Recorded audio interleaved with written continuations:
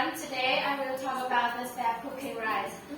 Here there is the recipe I usually follow when cooking rice in the rice cooker. First, rinse the rice under cold water until rice runs clear. This step helps remove excess stuff. Second, add water to the rice cooker according to recommended ratio. Typically, for white rice, use 1.5 to 2 cups of water for every cup of rice. Then combine the rice